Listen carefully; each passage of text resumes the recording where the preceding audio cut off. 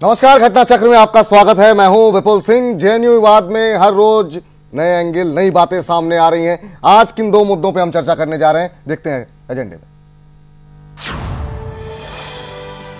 दिल्ली के Patiala house court में पेशी के दौरान जेएनएसयू के अध्यक्ष कन्हैया के साथ हाथापाई। सुप्रीम कोर्ट का सख्त रुख, कहा दिल्ली पुलिस सुरक्षा देगी या कोर्ट दे आदेश। बड़ा सवाल, आखिर इस तरह से मारपीट का क्या है मतलब। और जेएनएसयू के अध्यक्ष कन्हैया ने जेएनयू में 9 फरवरी की घटना को बताया दुर्भाग्यपूर्ण। कहा बाहरी लोगों ने लगाए नारे, कन्हैया की जमानत का विरोध नहीं करेगी दिल्ली पुलिस। दो खास मुद्दे इस पर आज हम चर्चा करने जा रहे हैं। पहला मुद्दा ये, जिस तरीके से लगातार दूसरी बार पेशी के दौरान वकीलों की तरफ से हंगामा देखने को मिला, मीडिया वालों के साथ मारपीट की गई। जो आरोपी है कन्हैया कुमार, उसके साथ भी हाथापाई की खबरें आई। इसके अलावा 2 गुट आपस में भिड़े। एक गुट ये कह रहा है कि वकीलों के भेष में छात्र आए थे जेएनयू के, दूसरे कह रहे हैं कि हमें जानबूझ करके अंदर घुसने नहीं दिया। क्या कुछ इसके मायने? इतना गंभीर मसला है, क्या इस तरह की घटनाओं से इसकी जो गंभीरता है इस मामले की वो कम नहीं हो रही है? पहले राउंड में छोटी छोटी टिप्पणी सबसे लेंगे। पहले आपको रूबरू कराते हैं। हमारे साथ संजीव कुमार जी हैं, नेता कांग्रेस पार्टी के। आनंद साहू जी हैं, नेता भारतीय जनता पार्टी के। हमारे साथ डॉक्टर पीके जैन साहब हैं, राजनीतिक विश्लेषक के तौर पर। मुकेश परिहार हमारे साथ मौजूद हैं एआईएसएफ की तरफ से। और हमारे साथ अवधेश कुमार जी हैं, वरिष्ठ पत्रकार। पुष्पेंद्र कुलशेष जी हैं, वरिष्ठ पत्रकार। आप सभी का बहुत बहुत स्वागत है। सबसे पहली टिप्पणी मैं चाहूंगा जो राजनीतिक पार्टियां हैं उनकी तरफ से ली जाए। सबसे पहले आपसे जानना चाहेंगे संजीव जी, छोटी टिप्पणी, पहला राउंड है। कैसे देख रहे हैं ये इतना गंभीर मसला, जिस तरीके से आज जो हंगामा देखने को मिल रहा है, वकील आपस में भिड़ रहे हैं, क्या कारण मान रहे हैं इसका? ये तो बीजेपी का एक प्रोपेगेंडा है जो अपनी नाकामियों को छुपाने के लिए सब सारे काम कर रहे हैं।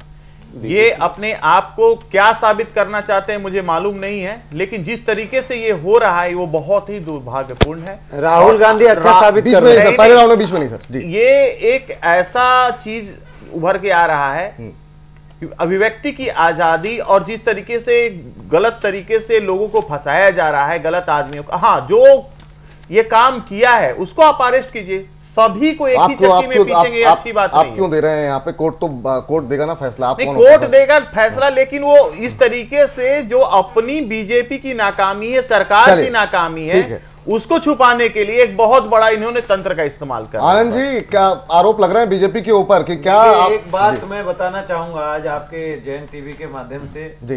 पूरा देश में हाहाकार मचा हुआ है। जब देखिए लगभग 54 देश के लोग आए हुए थे, अफ्रीकन कंट्रीज के लोग, और भारत को कैसे भारत में डेवलपमेंट के लिए और इन्वेस्टमेंट किया जाए, तब इन्होंने अवार्ड वापसी का कार्यक्रम शुरू करवाया। ये कांग्रेस की ये छुपी हुई राजनीति है। वकील उसके बाद सुनिए, नहीं मैं बता रहा हूँ, उसके बाद विपुल जी बहुत अहम बात बता रहे हैं। हम लोग हड़प्पा सुन लीजिए, आप सुनिए। देखिए ऐसा है, देखिए आप लोग बीच में बोलेंगे तो मैं भी फिर ये मर्यादा में नहीं रहूंगा। ये देखिए, मैं यहाँ ये कह रहा हूँ, अभी बंबई में मेक इन इंडिया का कार्यक्रम है, करीब 25-30 कंट्री के लोग आए हुए हैं। अब पूरा देश में वो चीज आना था, और सियाचिन में शहीद हुए जो सैनिक, वो सब दिखना था। यहां शुरू करा दिया। कहां? जम्मू कश्मीर से और पाकिस्तान के इशारे पे जो लोग चल रहे हैं, उन छात्रों को और उनके नेता लोग यहां आकर के उनको संदिग्ध रूप से प्लानिंग करके ये मीडिया में लिख करके इसको हाईलाइट कराया गया। और उसके बाद राहुल गांधी जी को सीधा 2 दिन तक इनके लोग कहते रहे कि हम जो है इसकी निंदा करते हैं, ये इनके ऊपर कड़ी कार्रवाई होनी चाहिए। बाद में इसमें क्या हो गया? लेकिन करते करते अब ये हो गया कि गलत लोगों को, सही लोगों को, इसको उसको करके ये राजनीति पूरा दिग्भ्रमित कर। मैं यहाँ ये कह रहा हूँ, छोटी-छोटी कन्हैया जी हो या कोई, मैं ये कह रहा हूँ कि उनको कड़ी से कड़ी सजा मिलेगी। सरकार बिल्कुल रेडी है और उनको पकड़ने की पुलिस तंत्र लगी हुई। ठीक है, आपका समय पूरा हुआ। पुष्पेंद्र जी, आप कैसे देख रहे हैं ये जिस तरीके से इतना गंभीर मसला है, जिसको लेकर के कल भी पश्चिम बंगाल में घटना होती है, ये पूरा उस पर बहस ना हो करके मीडिया के ऊपर पत्थर, आपस में गुटबाजी, मारपीट, ये इससे आपको लग रहा है ये इशू जो है वो डाइल्यूट हो रहा है? देखिए, मुझे लगता है कि बहुत सारी ताकतों ने कोशिश की होगी कि ये इशू डाइल्यूट हो जाए, डाइवर्ट हो जाए और पूरी तरीके से डिविएट हो जाए। लेकिन मेरा सिर्फ इतना ही कहना है कि अगर सरकार जो इस वक्त वर्तमान में है, लोग उससे सवाल पूछेंगे।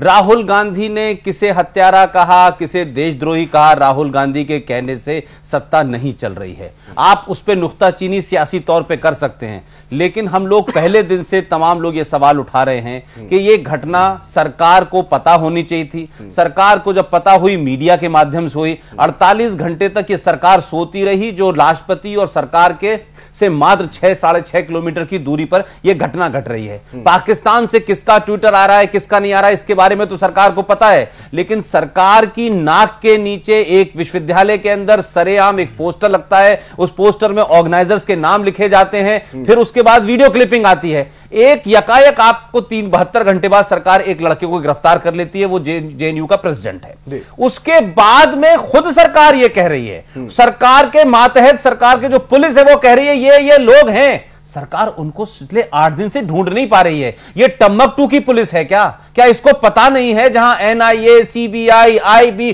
तमाम एजेंसीज यहां मौजूद हैं, देश की राजधानी है। अगर इनकी नाक के नीचे से लोग निकल के चले जा रहे हैं और इनको पता नहीं लग रहा है, या तो यह कारण है कि पता नहीं है, या यह कारण है कि कश्मीर की सरकार की जो कोशिशें चल रही हैं उसमें अगर किसी कश्मीरी लड़के को पकड़ा गया, अगर एसआर गिलानी को पकड़ा गया, अगर उन पर कार्रवाई हुई तो कहीं सरकार बनने में तो कोई गड़बड़ी नहीं है। तो मेरा सवाल बार बार सरकार से है, विपक्ष क्या कर रहा है, सीताराम येचुरी क्या कर रहे हैं, वो तो करेंगे क्योंकि विपक्ष में है, उन पे आप सवाल खड़ा कर सकते हैं, लेकिन वे सवाल तो सरकार को देना चाहिए। अगर ये सरकार पिछले 48 घंटे के अंदर कार्रवाई करती और जो असल में 5-7 लोग थे उनको पकड़ लेती तो सरकार की नीयत पे सवाल नहीं होते। वकीलों का मामला ऑर्गेनाइज लगता है, मीडिया पे हमला ऑर्गेनाइज लगता है, उससे पूरा मामला कहीं और चला गया है, और जो फोकस मामला होना चाहिए था, देशद्रोहियों को पकड़ना चाहिए था, वो बात पीछे चली गई। बिल्कुल। अवधेश जी, आपकी टिप्पणी इस पूरे मामले पर, क्या इस पूरे मामले पर जितना गंभीर मामला था वो मुद्दा पीछे चला गया है और दूसरी तरह की बातें अब ज्यादा प्रभावी ढंग से मीडिया में आ रही हैं?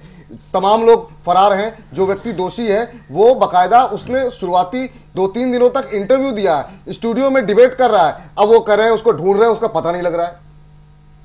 देखिए, आपका जो प्रश्न है कि मामला डाइल्यूट हो गया नहीं हुआ, मैं समझता हूं कि इस पर शायद अभी अचानक टिप्पणी कर देना ठीक नहीं होगा।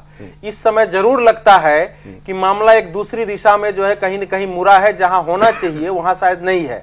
लेकिन एक तरफ आप देखिए कि ये पहली बार हुआ है भारत में, लंबे समय बाद, शायद पहले भी हुआ होगा, लेकिन हम लोगों के देखने में पहली बार हुआ है कि राष्ट्र विरोधी ऐसे नारे के खिलाफ पूरे देश में एक आक्रोश की लहर है, सामूहिक आक्रोश है, जिसका प्रकटीकरण कई तरीकों से हो रहा है। यद्यपि इस आक्रोश के विरुद्ध भी कुछ लोग खड़े हो रहे हैं, लेकिन वो कमजोर पड़ रहे हैं।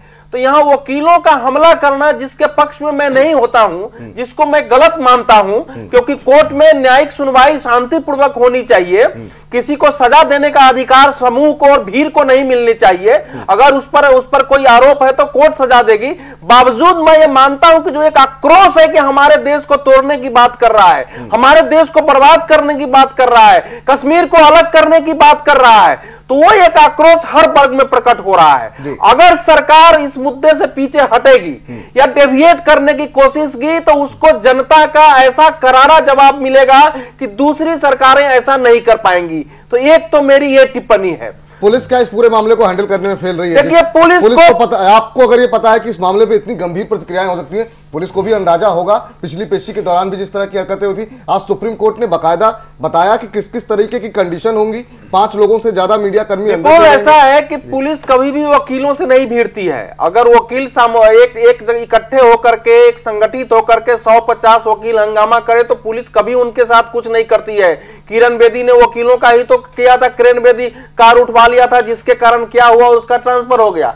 वकील इतना संगठित समुदाय है कि उनके विरुद्ध पुलिस कार्रवाई नहीं करती है। लेकिन यह संभव था कि दिल्ली पुलिस अगर कोर्ट खुलने के पहले से इतनी कड़ाई कर चुकी होती ना, कोर्ट जो खुलना है 8 बजे के पहले से अगर सुरक्षा व्यवस्था कर दे तो शायद वकील लोगों के लिए भी वहां आना मुश्किल होता। जो मैं कह रहा हूं कि पुलिस का फेलियर यहां नहीं है, इससे भी केवल यहां नहीं है, पुलिस का फेलियर इसमें भी है कि सरकार के बगैर इशारे के जब देश के विरुद्ध में ऐसे नारे लगे जो टेलीविजन पर आ गए, जिनमें चेहरे दिख रहे थे, यद्यपि वहां पुलिस भी खड़ी थी जब नारा लग रही थी, उसी रात में पुलिस को कार्रवाई करनी चाहिए थी और असली दोषियों को पकड़ना चाहिए था। तो पुलिस तो वह फेलियर हुई है और अपने फेलियर को ढकने के लिए वो इस प्रकार की बात कर रही कि कन्हैया कुमार के खिलाफ हमारे पास पूरे सबूत है। भाई सबूत है तो दिखाओ, कहां सबूत है? हम लोगों को तो नहीं दिख रहा है कि वो देश विरोधी नारा लगा रहा है। चलिए आ जाऊं सर, पीके जैन साहब, आपकी इस पूरे मामले पर क्या प्रतिक्रिया, जिस तरीके से ये चीजें हो रही हैं, कोर्ट के अंदर जो हंगामा देखने को मिला? देखिए, ऐसा है कि एक तो हिंसा किसी भी हालत में स्वीकार्य नहीं है, ये हम सब जानते हैं अच्छी तरह से। मैं इसको ये स्वतः प्रतिक्रिया के रूप में ले रहा हूँ, क्योंकि मेरा खून भी खौला था जब मैंने वो वीडियो क्लिपिंग देखी थी जहाँ पर वो नारे लग रहे थे, और उसके बाद डिबेट में एक अंग्रेजी के प्रसिद्ध चैनल में जब मैंने उसको देखा, जिस तरीके से वो नारे लगाने वाला अपने तथ्यों की पुष्टि कर रहा था, आप उसका जिक्र यहाँ कोई नहीं कर रहा। असल में उसके बाद जब उसके इंटरव्यूज अलग अलग चैनल्स पर आए और लोगों ने लाइव 1 घंटे का 8 से 9, 9 से 10 के कार्यक्रमों में वो चीजें देखी, उसके बाद जनता में जब ये बात फैली कि ये आदमी जो नारे दिखाता हुआ क्लिपिंग में नजर आ रहा है और यहां पर उसकी सफाई दे रहा है कि मैंने वो नारा क्यों लगाया, मतलब ये स्थिति देखिए विकट, तो उसके निश्चित रूप से जितने लोग इस पैनल में यहां पर बैठे हैं और कार्यक्रम देख रहे हैं, खून तो मेरा भी खौला था कि मैं जिस देश में हूं, जिस देश में वो पला है, पनपा है, उसी देश के विरुद्ध वो टुकड़े कर देगा, खंड कर देगा, हम क्या चूड़ियां बैठे पहने रहेंगे? ये स्थिति उन सब की है। दूसरी बात, जितने भी वकील समुदाय है, क्योंकि मेरा रोज वहां से आना जाना गुजरना रहता है, ये स्वतः प्रेरित है। असल में क्या है कि उनके मन में ये आक्रोशित भावना है, जैसे हम सबके में है। आज की लेटेस्ट में आपको 7 बजे की न्यूज बताऊं कि वहां से उनको निकाल करके कन्हैया को तिहाड़ ले जाना मुश्किल हो रहा था, तो किसी तरह उनको समझाया बुझाया गया और वकीलों ने ये कहा कि हम लोग कैंडल मार्च करेंगे और देश हित में ये कार्य करेंगे। तीसरी बात, ये मुद्दा जो है ना, ये अब देशद्रोह वर्सेस देशभक्ति का हो गया है, इसको किसी पार्टी से ना जोड़ा जाए। जैसे अभी मेरे एक भाई कह रहे थे कि जी वो हैंडल करने में, हाँ, प्रक्रिया के अंदर, हैंडलिंग के अंदर थोड़ी सी मुझे इसके अंदर कमी नजर आती है कि हैंडल करने के अंदर जो सरकार है हमारी, वो बहुत ज्यादा सक्षम नहीं हो पाई, या वो इसको होने दे रही है किन्हीं कारणों से, या वो डाइवर्ट कर रही है जो और हमारे इश्यूज हमारे सामने हैं उन सबसे। लेकिन अगर इसको आप शुरू से देखिए, जब से ये कार्यक्रम जब से ये 9 तारीख से शुरू हुआ, वहां पर हमें कोई बीजेपी या कोई और पार्टी नजर नहीं आ रही है। और जेएनयू के बारे में हम सब जानते हैं कि वो किस पार्टी की विचारधारा का गढ़ है। वो मार्क्स का है, वो लेनिन का है, वो दोस्तोयेव्स्की का है, दुनिया भर के लोगों का वो हम जानते हैं। तो वकील के अंदर 2 गुट कैसे बन गए? वो देशद्रोहियों का साथ क्यों दे रहे हैं? नहीं, देखिए ऐसा है, देखिए कि उन वकीलों में भी तो पार्टियों को मानने वाले लोग हैं, ये ना भूलें कि वो भी मतदाता हैं जो अलग अलग पार्टीज को वोट देते हैं। वो हम लोग भी यहां पर बैठे हैं, बोलने के लिए हम कुछ भी बोलें, लेकिन अंदर से जब मैं वोट देने जाता हूं तो मैं 2 लोगों को वोट नहीं देता, मैं एक पार्टी को वोट देता हूं।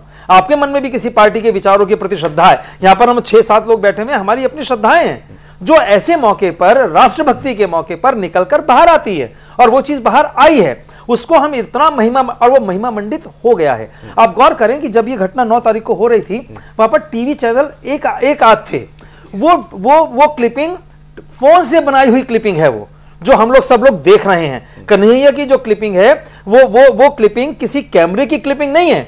तो यानी इसकी सूचना आप जितने भी हमारे चैनल्स हैं उनको भी नहीं थी। ये कहना कि वो सूचना सीआईडी को होनी चाहिए, फलाने को होनी चाहिए, ये वो एक छोटा सा गुट था जिसका समय उन्होंने 1 महीने पहले लिया हुआ था। जेएनयू या दिल्ली विश्वविद्यालय जहां पर भी होता है, इस प्रकार के कार्यक्रम करने के लिए समय लेना पड़ता है, वो पहले से लिया गया समय था, क्योंकि उपलब्ध नहीं। तो वहां पर वो जो जमघट लगा, मजमा जिसे कहा गया, और उस मजमे को महिमा मंडित किसने किया? कौन सी पार्टी के लोग वहां पर पहुंचे? वहां पर कांग्रेस पहुंची, वहां पर हमारे ये राजा पहुंचे जिनकी बेटी भी का भी वो सीन वहां पर आ रहा था। किन लोगों ने महिमा मंडित किया उसे? भाई ये तो देखिए ना आप, कम से कम हम ऐसे ही किसी को पर आरोप लगाते हैं, वो अच्छा नहीं होता। मुकेश हमारे साथ हैं या सबके।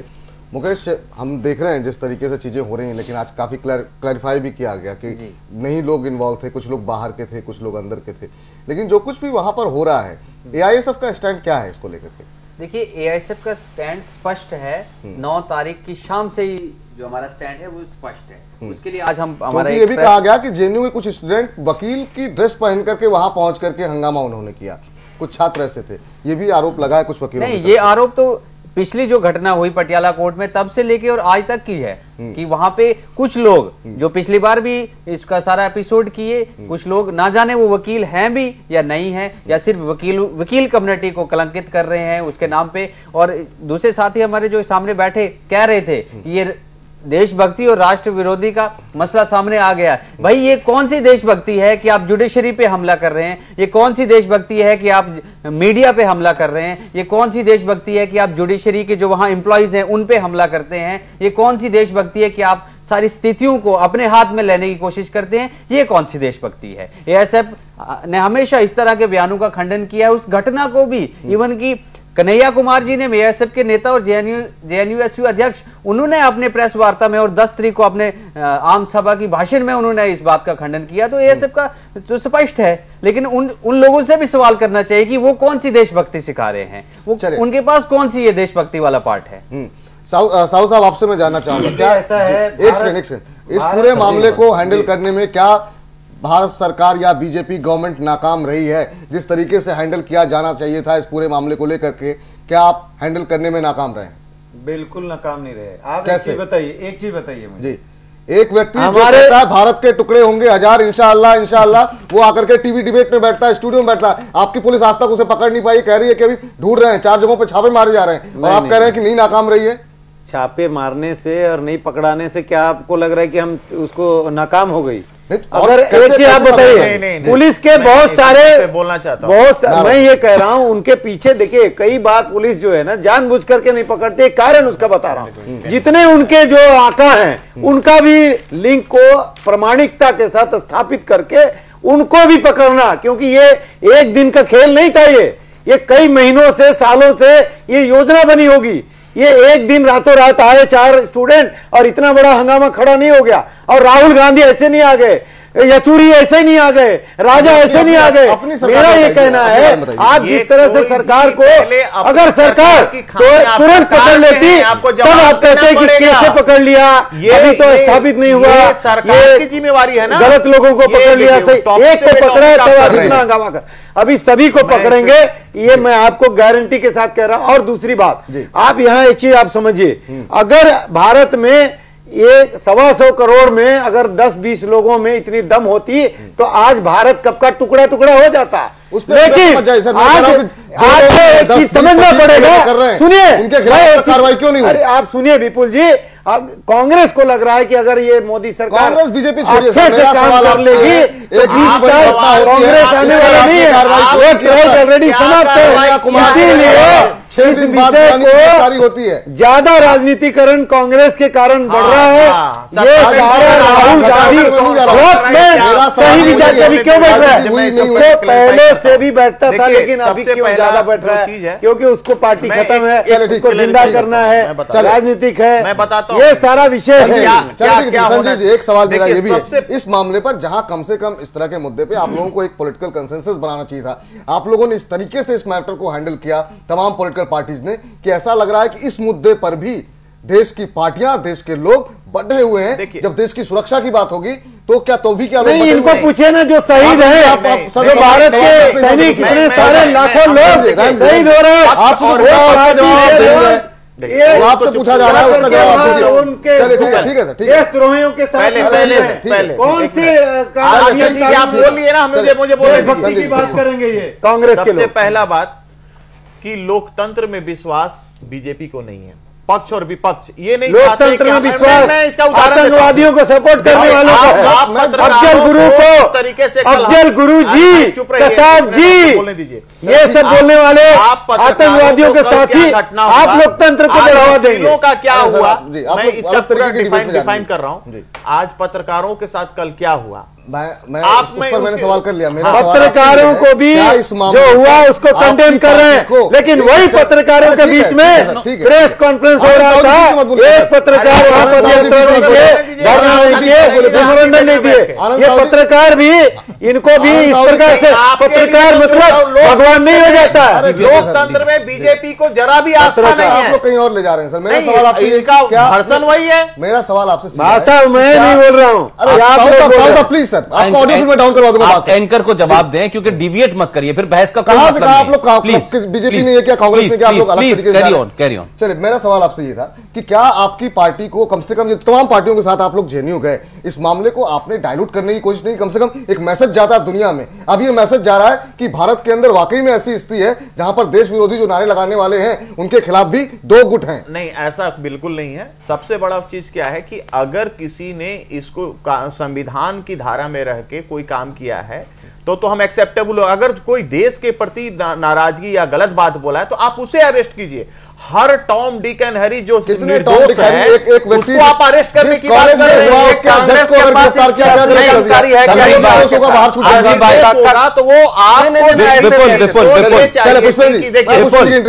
मैं ये चीज नहीं। संदीप जी बड़े अदब के साथ हम ये कह रहे हैं कि आपकी अपनी कोई इंटरनल एजेंसी है जिससे आपने ये आला लगा के तय कर लिया कि कन्हैया को गलत पकड़ा है? अगर कन्हैया को गलत पकड़ा गया है तो आप मुझे बता दें कि आप ने तो मात्र एक कार्टूनिस्ट असीम त्रिवेदी ने एक कार्टून बनाया था, उस पर देशद्रोह का चार्ज लगा के बंद कर दिया था और फिर छोड़ दिया था आपने। तो आपकी जब पुलिस थी, जब आपकी सरकार थी तो आप सही थे। आज भारतीय जनता पार्टी है, पुलिस वही है। अगर पुलिस ने गलत पकड़ा है तो कोर्ट ने आज 15 दिन की रिमांड दी है, उनको जुडिशियल कस्टडी में दी है, और उसके बाद भी अगर कोई बात होगी तो बाइज्जत छूटेगा। जैसे सुनिए, मेरी बात सुनिए, लेकिन आपने अपनी कोई एजेंसी खोल रखी है कि गिरफ्तार करने से पहले कांग्रेस से एनओसी लेनी चाहिए कि नहीं, हमें यस आपने सही पकड़ा, हाँ आपने गलत पकड़ा, तो फिर पुलिस को काम बंद कर देना चाहिए और कांग्रेस पार्टी की अपनी कोई एजेंसी है उससे जांच करानी चाहिए। तो मेरा मानना यह है कि पुलिस जो है वो सरकार के अंदर काम करती है। अगर सरकार की तरफ से कोई बात कही गई है तो वो सरकार को बोलना पड़ेगा, और सरकार कल इस पर झूठ बोलेगी, पूरा देश देखेगा। लेकिन आपने उसकी गिरफ्तारी को राजनीति कर दिया कि देखिए हम देशद्रोहियों के खिलाफ हैं, लेकिन जो इनोसेंट है, जो इसमें मासूम लोग हैं उन्हें पकड़ा जा रहा है। ये मासूम का सर्टिफिकेट आपसे देने के लिए किसने कहा है? हम सब कह रहे हैं कि हो सकता है कन्हैया ने नहीं किया। आप वीडियो डिस्कशन कर रहे हैं, कन्हैया का वीडियो देखिए। नहीं, हम वीडियो पर नहीं कर रहे, हम वीडियो पर नहीं कर रहे। आप सुनिए, संदीप भाई नहीं, वीडियो देख के आ रहे हैं क्या? संदीप भाई वीडियो से हम नहीं तय कर रहे, हम कह रहे हैं स्टैंड लेने की क्या जरूरत? सिंपल बात, अगर गलत किया है तो वापस होगा। तो सवाल था बिल्कुल बिल्कुल का सवाल बहुत वाजिब था। छोड़ दीजिए संजीव जी, संजीव सवाल क्या था? नहीं पकड़ा जाए वहां सवाल उठाइए, पूरा का पूरा वो सवाल हम उठा रहे हैं। सर समाज वो सवाल के बगैर हम तमाम सारे लोग उठा रहे हैं। सवाल ये था कि इस पर राजनीतिक दलों को एकजुट होना चाहिए देशद्रोहियों के खिलाफ। उसमें राजनीतिक विभाजन क्यों हुआ? ये सवाल था विपुल का हुआ, और एक सारे टीवी में खुलेआम आ रहा है और उसको अरेस्ट भी नहीं कर रहे हैं आप। ये कैसा व्यवस्था? आप नहीं, वो हम सब कह रहे हैं। इतनी अगर मगर आपने लगा दी। पहला बयान सुरजेवाला का जब आया तो हम तमाम सारे लोग, जिसका कोई राजनीतिक दल से संबंध नहीं है, हम सब ने कहा कि कांग्रेस पार्टी का जो बयान है वो भारतीय जनता पार्टी से 10 गुना ताकतवर बयान है और भारतीय जनता पार्टी किस लिए पीछे हट रही है। लेकिन ये फिर उसके बाद अगर मगर वो ये जेर जबर ये क्यों शुरू किया आपने भाई? मेरा सवाल ये है। और आपने जब शुरू किया तो सारी राजनीतिक दलों ने उसको शुरू कर दिया। जेडीयू इशरत को लेकर आ गई बताया। अवधेश जी, एक बड़ी अपॉर्चुनिटी थी, क्या मिस कर दी इस देश के तमाम देखो राजनीति के लिए? बिल्कुल, मैं ये मानता हूं कि जिस प्रकार के नारे लगे भारत को तोड़ने का, भारत को बर्बाद करने का, उसमें कम से कम भारत के सभी राजनीतिक दलों को अपना वैचारिक मतभेद भुला के एक होकर सामने आना चाहिए था, ताकि ये संदेश जाता कि कम से कम इस मुद्दे पर भारत के राजनीतिक दल एक हैं और हमारी दाल नहीं गलने वाली है। कम्युनिस्ट पार्टियों को तो फिर भी मैं मानता हूं कि उनकी मजबूरी है, क्योंकि उनका कार्यकर्ता पकड़ा गया है, और कम्युनिस्ट पार्टी की रीढ़ आप जानते हैं कि उनका छात्र संगठन और उनका मजदूर संगठन है। उनके छात्र संगठन का नेता पकड़ा गया है तो चलो वो गए, तब भी मानता हूं। कांग्रेस का जाना मेरे लिए हतप्रभ करने वाला था। आतंकवाद की शुरुआत कांग्रेस के राज में हुई, सबसे ज्यादा आतंकवाद से संघर्ष कांग्रेस को करना पड़ा। इंदिरा गांधी की हत्या आतंकवाद के कारण हुई, राजीव गांधी की हत्या आतंकवाद के कारण हुई, मकबूल भट्ट को फांसी 11 फरवरी 1984 को इंदिरा गांधी के शासनकाल में हुई, 11 फरवरी है, और 9 फरवरी 2013 को कांग्रेस के शासनकाल में अफजल को फांसी दी इसी सरकार ने। जिस सरकार ने फांसी दिया उसके पक्ष में नारे लग रहे हैं क्या कांग्रेस 2001 के संसद हमले को भूल गई? क्या कांग्रेस ये चाहती है कि बाकी ऐसे अफजल खड़े हो और उस संसद का सत्यानाश करे? कांग्रेस कम्युनिस्ट पार्टियां जो वहां जाती है, इस देश के लिए ये दुर्भाग्य है, ये त्रासदीपूर्ण है राजनीतिक दलों का ये जो नजरिया है। और कांग्रेस ने तो मैं समझता हूं कि अपने पीठ में जो कहते हैं ना कि अपने पेट में खुद छूड़ा कांग्रेस प्लीज एक लाइन और बोलता, ये नॉन पॉलिटिकल इस समय जैसे उन नारा लगाने वालों के खिलाफ सामूहिक आक्रोश देश में था, वैसे ही विपुल मैं देख रहा हूं कि इन नेताओं के खिलाफ भी सामूहिक आक्रोश है और उसका प्रकटीकरण कहीं न कहीं आपको आगे दिखाई पड़ेगा। और इसमें सबसे ज्यादा क्षति किसी की होनी है तो कांग्रेस की होनी है, क्योंकि उससे यह उम्मीद नहीं थी। संजय जी जवाब देना चाहेंगे? सबसे पहले ही बात कि जहां पर अफजल गुरु की इन्होंने बात किया है, अफजल गुरु के जो पीडीपी, सवाल मैं इसका जवाब दूंगा, मेरे को जवाब देना दो। आप जवाब पीडीपी से अलायंस करके अफजल गुरु को वहां पे नहीं, अब वो कश्मीर में अलायंस कर रहे हैं और यहाँ पे डिबेट कर रहे हैं आप और आनंद साहब दोनों जी। मेरा सवाल आपसे ये है, क्या एक बड़ा मौका था कि पूरी दुनिया को संदेश दिया? आप मानते हैं कि आपने जुडिशियल किलिंग किया था, वहां लिखा हुआ था विचारधारा की राजनीति? आप मानते हैं कि आपने जुडिशियल किलिंग की थी? आपने पार्टी चलाया था, राष्ट्रपति ने दिया और लिखा है कि जुडिशियल किलिंग है और आपके नेता वहां जाकर के एकता दर्शाने जाते हैं। मारने वाले ये आरएसएस बीजेपी वाले हमें पूरी बहस को कैसे घुमा रहे हैं? नाथूराम गौडसे और अस्पताल आते हैं, उससे लगता है कि आप भी जो है हमें बीजेपी सर्टिफिकेट की जरूरत नहीं है, एक्सटेंडेड एजेंडा चलाते हैं। कांग्रेस की नीति तो सरकार पर हमले क्यों होनी चाहिए कि कार्रवाई क्यों नहीं की जल्दी में? पहले तो कांग्रेस का सिर उठता, कांग्रेस ने कार्रवाई के विरोध में जा करके पूरे देश का गुस्सा मोल लिया करके आप कार्रवाई करेंगे। और एक बात बता रहा हूँ, आज गांव के गांव जेएनयू के आसपास के लोग भी वो जेएनयू में जो डोनेट किए आनंद साहू जी, उमर खालिद अभी तक कोई नहीं, आज आनंद साहू जी सुनिए सवाल। सवाल ये है, उमर खालिद की गिरफ्तारी जो इंसान कह रहा है कि भारत 2 साल में एक काम नहीं हुआ है इंशाअल्लाह, उस आदमी की गिरफ्तारी उमर खालिद की अब तक क्यों नहीं हुई जिसने ऑर्गेनाइज किया? होगा, कब होगा? और मैं एक बात बता रहा हूं, सिर्फ ये नहीं, आज एक चीज और खाली कर रहे हैं कि हमारी सरकार एक एक को चुन चुन के उसके जितने भी गठबंधन है लोगों के उनको भी पकड़ेगी। चलिए छोटा सा ब्रेक में ले रहा हूं, ब्रेक के बाद तमाम मेहमान है अभी उनसे बातचीत की जाए, साहब से बात करें, छोटा सा ब्रेक लेके लौट रहे हैं।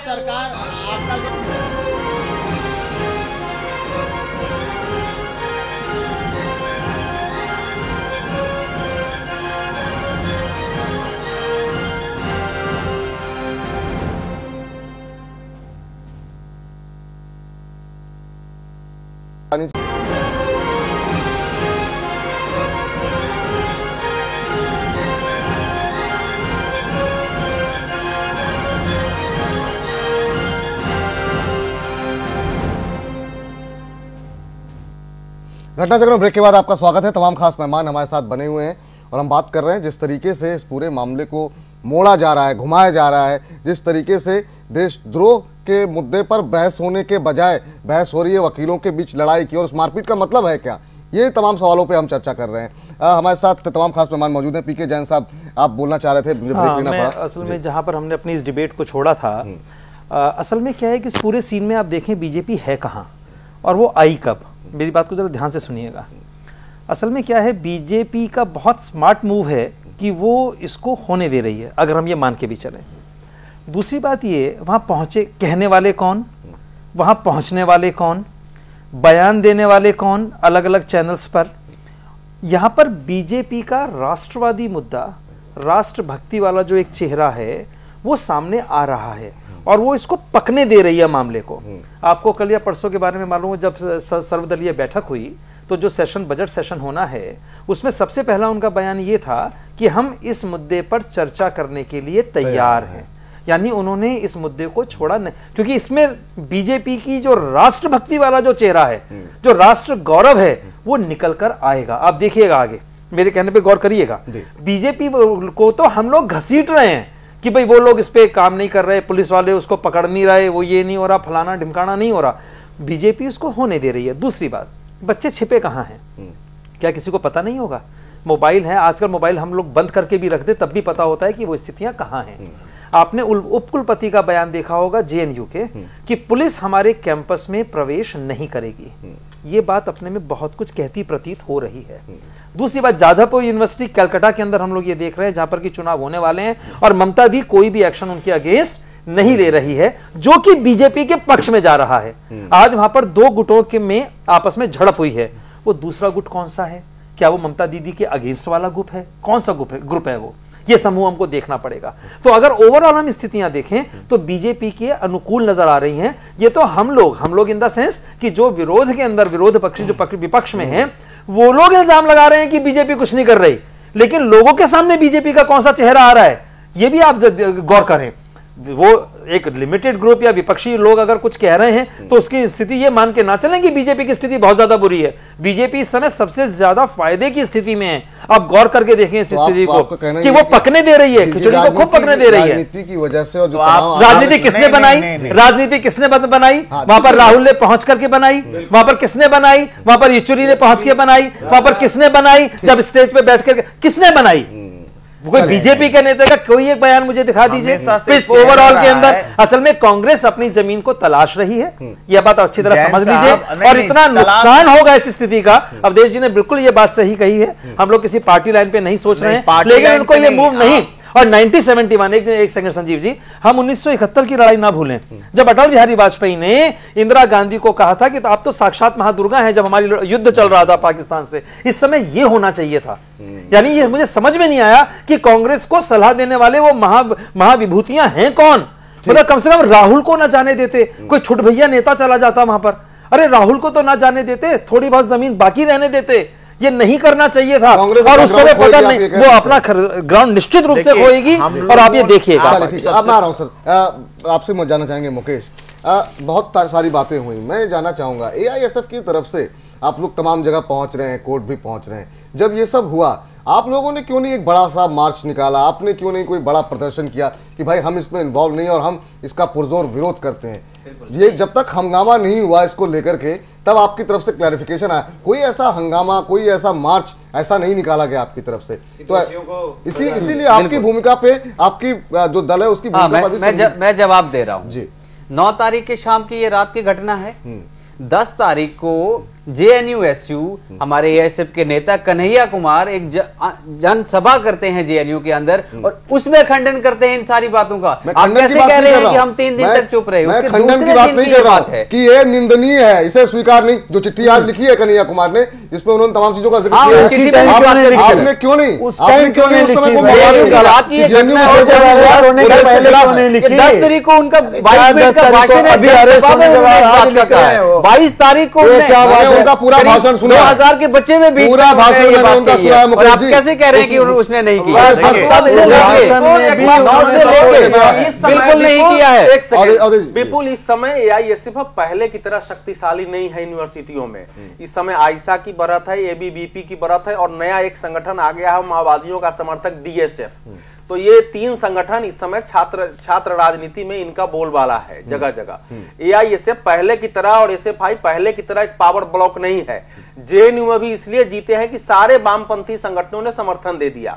नहीं सारे अपनी जगह नहीं सर, नहीं डीएसएफ ने दिया, आयशा ने दिया, एसएफआई, आईएसएफ और एनएसयूआई ने भी समर्थन दिया कन्हैया कुमार को। सबने सभी इसके कारण जीते हैं। तो इनकी ताकत उतनी नहीं है कि ये कर सकें। ताकत तो दूसरे लोगों के पास है, इसलिए कहां से कर पाएंगे। लेकिन मैं इनको देखो बड़ी नहीं कर रहा हूं। ये ठीक है कि वो लड़का भारत को बर्बाद करने के नारे में नहीं था, वो लड़का इंशाअल्लाह करने में नहीं था, कश्मीर की आजादी के नारे में नहीं था।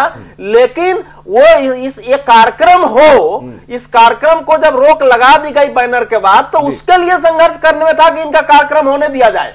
तो जब आप इसके लिए संघर्ष करते हैं कि इनका कार्यक्रम होना ही चाहिए, नहीं इसमें तो आप नहीं था। तो उसका दोष तो आता ही है ना हम पर। नहीं उसके लिए इसमें इन्वॉल्व नहीं था। नहीं बिल्कुल इन्वॉल्व थे उसमें, बिल्कुल नहीं इसमें इन्वॉल्व थे। जब ये हुआ तो प्रोटेस्ट किया गया कि कार्यक्रम में क्यों कैंसिल किया गया। उस कैंसिल में सारे संगठन थे, आईएसएफ था, डीएसएफ थी, आयशा थी, सारे संगठन शामिल थे। तो इसलिए वो तो हम अगर किसी को प्लेटफॉर्म उपलब्ध कराते हैं और उस प्लेटफॉर्म पर कोई किसी को गोली मार देता है तो गोली मारने वाला भी पकड़ाएगा और हम भी पकड़ाएंगे, हम बाद में छूट सकते हैं, हमारा चार्ज कमजोर हो सकता है, लेकिन देन एंड देयर हमारा उस समय तो हम पर दोष साबित होता ही होता है। बिल्कुल नहीं, हम इसमें बिल्कुल इन्वॉल्व नहीं थे, ऐसे बिल्कुल इन्वॉल्व नहीं था। कन्हैया कुमार बिल्कुल इन्वॉल्व, कन्हैया कुमार मीडिया के सामने अलग अलग चैनलों में बैठ करके बोल रहे थे कि जो कुछ हुआ वो इस वजह से हुआ क्योंकि वहां पर पहले परमिशन दी गई, परमिशन क्यों हटाई गई, उन्होंने उनके हर जगह मीडिया में बयान है, इसलिए उनका 22 मिनट का जो वीडियो का जिक्र कर रहे हैं वो भी मैंने फाइट कर रहा था अपने बयान अपने पर जगह बाहर टेलीविजन पर किसानों के लिए लड़ा है, वो सारी चीजों के लिए लड़ा। एक छोटा सा मैं जवाब चाहूंगा। आज एक और खबर आई है अवधेश जी जिसमें कहा गया कि ये जो लड़का है उमर खालिद वो 17 से 18 जगह, अवधेश जी मेरा आपसे सवाल है, बहुत छोटा सा उत्तर चाहूंगा, वो 17 से 18 जगह यूनिवर्सिटीज में रेकी की गई और ये प्लानिंग थी कि एक साथ इसे 17-18 यूनिवर्सिटीज में एक तरीके से इस तरह के नारे लगाए जाएं। आपको लग रहा है कि जैसे जो 9 तारीख को हुआ, जो 10 तारीख को हुआ, जो कल हुआ, इन तीनों जगहों पर भूमिकाएं उमर खालिद की दिखाई दे रही हैं। आप क्या मान रहे हैं कि क्या एक बड़ी साजिश थी जिसमें हो सकता है कि बाहर से भी समर्थन मिला हो, कि एक मैसेज जाए दुनिया में कि हिंदुस्तान के जो छात्र हैं वो हिंदुस्तान में रहना नहीं चाहते, भारत के टुकड़े चाहते हैं? नहीं, ये तो देखो क्लियर, ये बिल्कुल एक सुनियोजित षड्यंत्र था ये, और सुनियोजित षड्यंत्र में कश्मीरियों की भी भूमिका थी। मैं किसी राज्य के नाम लेना ठीक नहीं, लेकिन मुझे लेना पड़ेगा क्योंकि जो नारे के तरीके थे वो ट्रेंड थे, वो प्रशिक्षित लोग थे। अप्रशिक्षित लोग उस प्रकार से उस ढंग से डांस करते हुए नारे नहीं लगा सकते थे, तो वो बिल्कुल प्रशिक्षित थे, उनकी पूर्व योजना थी। इस AISF को भी अंधेरे में रखा, अपने दोस्तों को उमर खालिद ने अंधेरे में रखा, उनके सामने प्रगतिशील होने का अपना चेहरा दिखाता रहा और पीछे से कश्मीरी अतिवादियों और आतंकवादियों से उसके संपर्क रहे। मेरा तो मानना है कि उसकी ठीक से जांच हो तो पाकिस्तान से भी उसके संपर्क निकलेंगे। तो ये षड्यंत्र हमारे देश में पहले असहिष्णुता का एक हुआ, रोहित वेमुला पर हुआ, और उसी कड़ी का एक तीसरा लेकिन उससे बड़ा षड्यंत्र था जिसमें भारत के अंदर और कश्मीर के अंदर विशेष रूप से आतंकवाद को तीव्र करने की मांग का था, और साथ ही भारत में एक सांप्रदायिक जो है सद्भाव बिगाड़ने की ये एक इसके पीछे षड्यंत्र था। लेकिन ये संजोग से सफल नहीं हुआ। इसके लिए तो हम लोग देश की, क्योंकि अभी भी जो देख रहे हैं जहां वंदे मातरम हो रहा है या मारपीट हो रहा है उसमें सांप्रदायिक भाव नहीं पैदा हुआ है, लोगों के अंदर आक्रोश जरूर है लेकिन उस आक्रोश में सांप्रदायिकता नहीं है। ठीक, एक छोटा सा ब्रेक हमें लेना पड़ रहा है, तुरंत लौट रहे हैं, इस चर्चा को आगे बढ़ाएंगे और साथ ही साथ आज एक चिट्ठी लिखी गई है, उस चिट्ठी में क्या कुछ कहा गया है कन्हैया कुमार की तरफ से और क्या कुछ उसके मायने हैं उस पर भी चर्चा करते हैं छोटे से ब्रेक के बाद।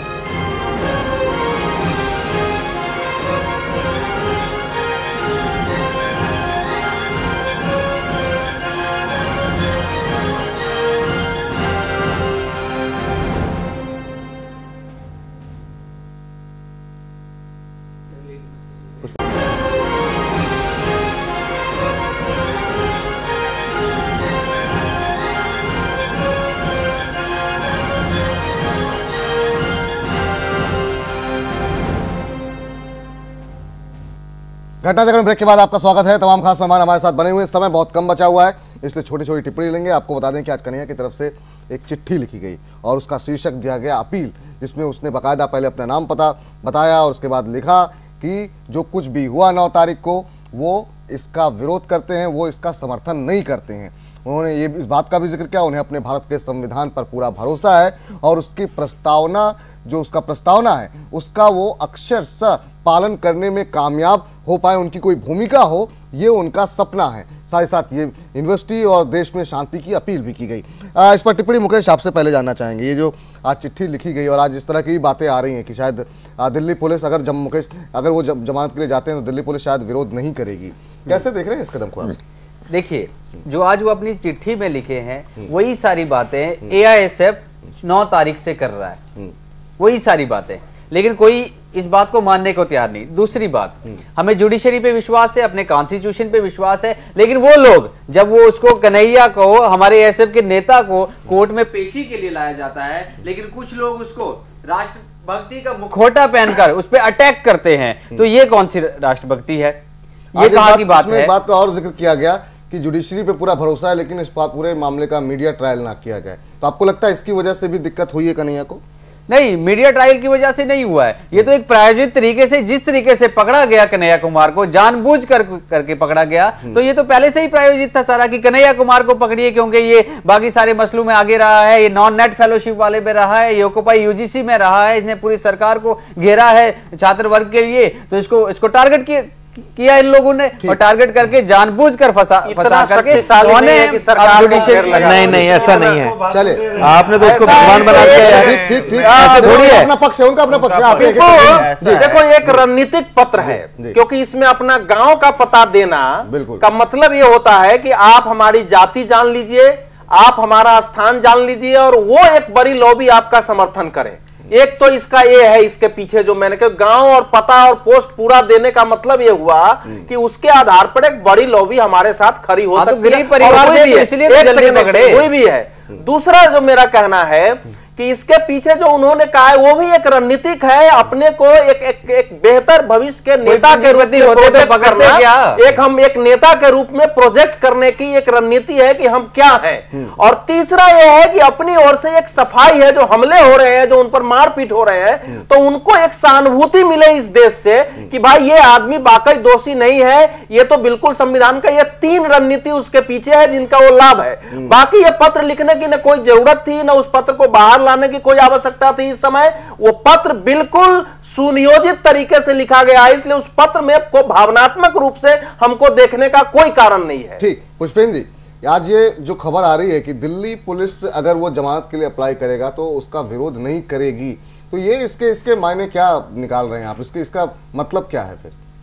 देखिए, दिल्ली पुलिस के चीफ आज दिन में प्रधानमंत्री से सीधे मिल के आए हैं, तो वहां ये तो बात करने गए नहीं होंगे कि हम जो है वो आगामी जो 15 अगस्त आ रही है उसमें हम कितनी बल्लम और टेंट लगाने वाले हैं, और उसके बाद उनका बयान आया है, तो जरूर कोई बात अंदर हुई है, और ये कहीं कोई फेस सेविंग की कोशिश की जा रही है कि हम जमानत की मुखालफत एक चीज मैं और जानना चाहूंगा, क्योंकि ये खबर जो है सोर्सेस के हवाले से आई। सुबह बस्सी साहब कहते हैं, लेकिन अभी जो उनका शाम में बयान है वो तो यही बयान आ रहा है कि हमारे पास पर्याप्त सबूत है। हाँ, वही मैं कह रहा हूँ कि ये जो सोर्सेस की खबर देखी, एक तरफ से उनके पास पर्याप्त सबूत है, लेकिन उन्होंने बयान नहीं दिया है। ये सोर्सेस पे कह रहे हैं, ये जो बात कह रहे हैं कि हम जमानत का विरोध नहीं करेंगे, ये सोर्सेस की खबर है, दिल्ली पुलिस के हवाले से जो चल रही है तमाम। लेकिन आप एक बात देखें, जो अवधेश जी बराबर कह रहे हैं कि हमारे देश में देश विद्रोह के ऊपर, देशद्रोहियों के ऊपर जिस तरीके से नेताओं में मतभेद हैं, जिस तरीके से अगर मगर तर्क दे के कोई सेडिशन की परिभाषा बता रहा है, कोई देशद्रोह की परिभाषा बता रहा है,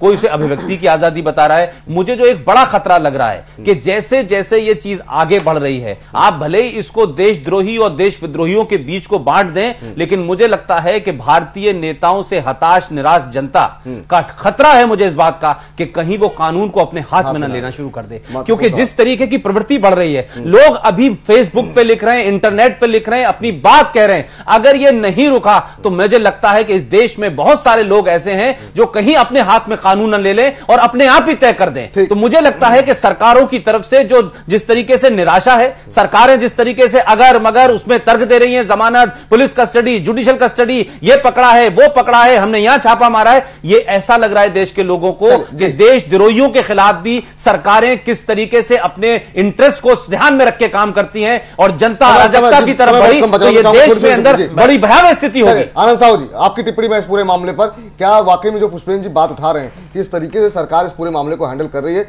उससे आक्रोश जनता में बढ़ रहा है और हो सकता है कि आंतरिक युद्ध जैसी स्थिति ना हो जाए, लोग अपने हाथों में कानून ना लेने लगे, जो कि हम देख रहे हैं। आज का रिएक्शन देखिए, एक लाइन बोलो, जादवपुर यूनिवर्सिटी में आज एक काउंटर प्रोटेस्ट निकला है, आप आज देखिए उसमें किस तरीके का, जो भी सामने पोस्टर बैनर जो भी लेफ्टिस्टों के लगे हुए थे उनको जिस अंदाज में तोड़ा जा रहा था, मुझे लगता है कि अगर वहां कोई होता तो लोग जरूर मारते। तो कानून अपने हाथ में लेने के हालात पैदा हो रहे हैं इस देश के अंदर। साहू साहब, हैंडल नहीं कर पा रहे हैं आप? नहीं, हैंडल सही से हो रहा है। क्या हैंडल हो रहा है सर? आज हम खुद जंतर मंतर में थे, हमारे लोग हजारों की संख्या में आज इसी बात लोगों ने आपको संसद में बिठाया जंतर मंतर। देखिए, हमारा ये कहना है कि जिस प्रकार से कांग्रेस के और लेफ्ट राइट के लोग राजनीति कर रहे हैं, खुलेआम क्यों नहीं आ रहे हैं? इनके ऊपर सजा हो, क्यों जाते हैं? राहुल गांधी चाहते हैं। ये बताइए आप हमें, आज कांग्रेस ने हमारी सरकार पूर्ण रूप से एक शपथ लेके इनको अरेस्ट करने जा रही है, कार्रवाई होगी। कब होगी? इतने दिन तो हो गए। चलिए एक बात जो आज एक न्यूज की मैं शायद आप सबको पता भी हो, जिसका जिक्र यहाँ पर नहीं किया गया, कि हाफिज सईद ने आज से 58 दिन पहले लाहौर के अंदर एक मीटिंग की थी, जहां पर उसने ये प्रत्यक्ष रूप से कहा था कि सोशल मीडिया ग्रुप के माध्यम से वो हमारे देश के अंदर ऐसे युवा वर्ग और पत्रकारों की तलाश कर रहे हैं जो उनके एजेंडे को आगे बढ़ाया जाए। मुझे लगता है आपको सूचना होगी इस बात की। ये उसी का एक हिस्सा था। एक बात तो ये आप ध्यान रखें। दूसरी बात ये कि जैसा कि अभी पुष्पेंद्र जी ने कहा कि कहीं लोग हिंसक ना हो जाएं, ध्यान दें, देश के मामले को लेकर हमेशा क्रांतियां होती आई हैं। जो क्रांति शब्द होता है ना, वो यही होता है कि जब एक अराजकता फैल जाती है, और अराजकता कब फैलती है? जब मुद्दा या तो पेट पर आता है या देश पर आता है। 1917 की हम रूस की क्रांति देख लें, 1817 की हम लोग क्रांति देख लें जो फ्रांस में हुई है, और अन्य क्रांतियों को हम लोग अगर देख लें तो सारी पेट और देश के लिए होती हैं। और ये स्थिति ऐसी ना मुड़ जाए, ये इस बात का खतरा निश्चित रूप से है, क्योंकि सबका खून खौला हुआ है, ये हम ना भूलें। दूसरी बात यह कि जब हमारे बीजेपी के हमारे भाई यहां पर बैठे हुए हैं, केवल लोकसभा में बैठने के लिए ही नहीं जाया जाता, कभी कभी लोगों को एकजुट करने के लिए और देशभक्ति का प्रदर्शन करने के लिए जंतर मंतर जैसी जगह पर बैठा जाता है। उसका मतलब ये नहीं होता कि अगर हम बीजेपी पार्टी के हैं या कांग्रेस के हैं, कांग्रेस सत्ता में है, तो मेरी जो सड़क है सिर्फ लोकसभा जाके ही रुकेगी। ऐसा नहीं है। मैं पेड़ के नीचे बैठ करके अपने मत विचारों के लोगों से चर्चा कर सकता हूं। इस बात को हमेशा ध्यान देना चाहिए। ठीक, तो ये मेरा कहना है। बहुत छोटी टिप्पणी नहीं, उसके बाद में आखिरी टिप्पणी होती है, लेकिन ऐसा नहीं हो कि तो कम भूमिका हो। सबसे आखिर में सबसे बड़ी बात यह है कि माननीय नरेंद्र मोदी की सरकार हर मोर्चे पे विफल रही, चाहे इस नहीं आज के मुझे लगता है चर्चा का विषय नहीं है। मोदी जी को हर चीज में बीच में ले आते हैं। मोदी जी को लाने की बात, टहनी पेड़ से टूटी सरकार की वजह से ऐसा नहीं है। ये सबसे बड़ी बात यह है कि कथनी और करनी दिल्ली पुलिस की और सरकार की दोनों में बहुत ज्यादा विडंबना रहा, और जिसके चलते इस मुद्दे को उन्होंने अपने पक्ष में करने के लिए जो अपनी कमियों को छुपाने का जो उनका चरित्र है, चलिए उसको वो दबाने के लिए इस मुद्दे को और हाईलाइट करके और दूसरे चलिए ठीक है।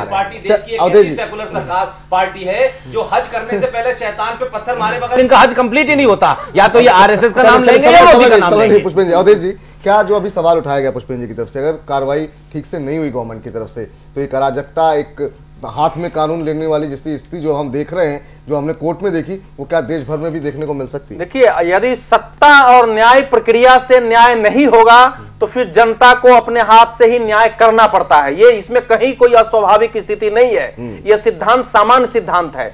मेरा कहना इतना ही है कि नरेंद्र मोदी सरकार को देश में आक्रोशित भाव को समझना चाहिए, और उसको यह भी समझना चाहिए कि ऐसे मुद्दे पर जनता उसके साथ खड़ी होगी यदि उसने संकल्प के साथ संपूर्ण भारत और कश्मीर में भी इन राष्ट्रद्रोहियों के खिलाफ, सही राष्ट्रद्रोहियों के खिलाफ कार्रवाई किया तो उनको जनता का समर्थन मिलेगा। लेकिन आगा पीछा करके 3 दिन 4 दिन आगे पीछे करके अगर उन्होंने कार्रवाई नहीं की और बाकी देश को लगा कि नहीं ये सरकार वाकई निकम्मी है, तो फिर इसका खामियाजा भुगतना पड़ेगा। और फिर एक माओवाद के समानांतर यह संभव है, जैसा जैन साहब कह रहे थे, कि राष्ट्रवाद का एक हिंसक राष्ट्रवाद देश में खड़ा हो जाए। चलिए, बहुत बहुत शुक्रिया संजीव जी आपका, आनंद जी आपका, पीके जैन साहब आपका, मुकेश जी आपका, अवधेश जी आपका, पुष्पेंद्र जी आपका। तो आज का जो सार निकला इस बहस का वो यही कि सरकार इस पर त्वरित कार्रवाई करे, देश के मूड को समझे, और अगर इसमें नाकाम रहती है तो निश्चित रूप से स्थितियां बहुत अनुकूल नहीं होंगी, और वो स्थिति देश के लिए भी अच्छी नहीं होगी। घटना चक्र में इतना ही। तो हम बड़ी खबरों के लिए देखते रहिए जैन टीवी। नमस्कार।